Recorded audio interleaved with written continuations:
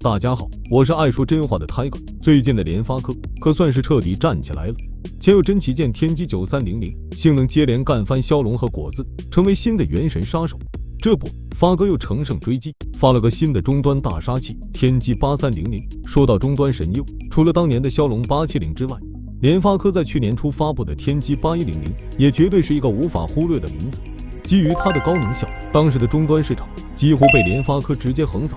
可惜的是，在随后的天玑8200中，发哥选择了挤牙膏不痛不痒的升级，让好不容易得来的市场又丢出去不少。如今来到第3代天玑8300，看得出来发哥也是及时醒悟了。基于它的规格大幅提升，Tiger看下来，感觉它的性能甚至有了干翻部分老旗舰的水准。而在本次的发布会上，卢伟斌卢总也官宣了 Redmi K701 将作为新一代旗舰汉门源，首发搭载天玑8300。老规矩，还是先来盘盘天玑8300的详细规格。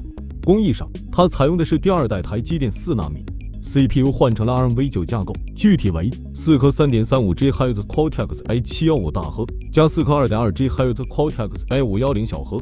架构对比上一代大幅升级，对比前旗舰天玑9200 Plus， 也只是把1+3+4换成了4+4。规格的换代，自然也是换来了性能的大幅上涨。根据官方公布的数据，天玑8300对比上一代，峰值性能提升了 20%， 功耗减低 30%。比 CPU 更吓人的还有天玑8300的 GPU， 搭载的是猫里 G615 MC6， 频率直接超到了 1.4GHz。性能对比天玑8200暴涨 60%， 功耗还减低了 55%。 此外还支持硬件光追、星速引擎等特性。从此前曝光的跑分来看，天玑8300这颗 GPU 的 Open 口分数能上到9112分，甚至已经达到了接近骁龙8 Gen 2的水准。对比以前的自己，那更是薄纱的存在。基本上可以这么说，这一代的天玑8300实际就是基于天玑9200 Plus 的小刀版本。看到这一幕，基友们是不是觉得很熟悉？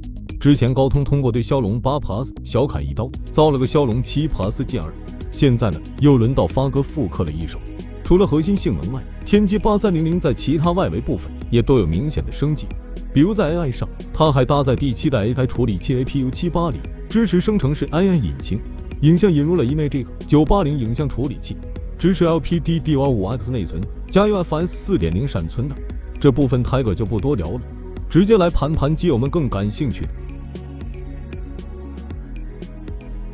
随着天玑8300的正式发布，关于 K70 的发布会也终于是确定了将在本月召开。网传的具体日子是29号，我感觉也是差不多。机型方面，这一代依旧3款齐发，先从预热的 K701 说起。在看到卢总出现在联发科的发布会上， Tiger 就隐隐感觉他又要搞事。果然，前脚发哥刚刚介绍标准款的天玑8300，后脚红米就整了个天玑8300 Ultra 的首发。从官方介绍来看，路数应该还是和之前的天玑8200 Ultra 类似，在天玑8300的基础上引入了狂暴引擎等特性。重点看跑分，在安兔兔 V10 版本中，搭载天玑8300 Ultra 的 K70 可以干到152万。作为对比，天玑8200、骁龙8 Plus、天玑9200 Plus 的分数约为94万、133万和163万。光跑分不够带劲的话，阿美还放出了 K701 实际跑原神的表现，标准分辨率下能跑到平均 58.86帧。还记得红米第一次打出旗舰汉门源的机子是搭载骁龙870的 Redmi K40， 现在照 K701 的这个性能的提升幅度，确实有点那味了。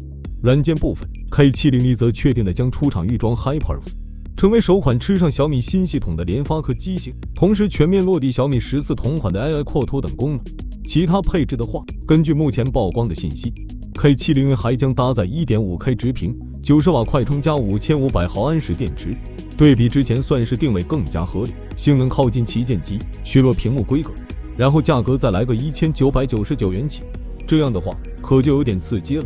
至于 K70 和 K70 Pro， 其实也已经基本确定，将搭载骁龙8 Gen 2和骁龙8 Gen 3处理器，顶配 24GB 加 1TB， 影像双搭载新一代光影猎人800传感器和 2X 小长焦，标配 2K 超窄边框直屏。其他的区别可能在于 K70 搭载的是90瓦快充加5500毫安时电池，而 K70 Pro 是120瓦加5100毫安时，独享 IP68 特性。相比起上一代 K70 还有一个升级的重点就是外观设计，屏幕是类似小米14的超窄边直屏，但是大平板，中框也继当年的 K40 电竞版后再次回归金属中框。从此前曝光的渲染图来看，整体的质感确实要比 K60 好不少，包括后背的相机排布也还算比较和谐，至少比 K60 和 K50 强多了。总的来说，泰哥个人是感觉这一代的 K70 系列3台机子都要比上一代有意思得多，无论是小杯、大杯还是超大杯，都用上了性能强劲的处理器，设计上也算是从小米13和小米14那里学到了精髓，终于上了超窄边直屏加金属中框。甚至对比小米14 K70 和 K70 Pro 还拥有规格更高的 2K 分辨率。要说 K70 系列到底能不能成为新一代的性价比之王，就看卢总会不会连夜说服高管了。欢迎在评论区留言，想了解更多数码资讯，记得关注我们的频道，我们下期再见。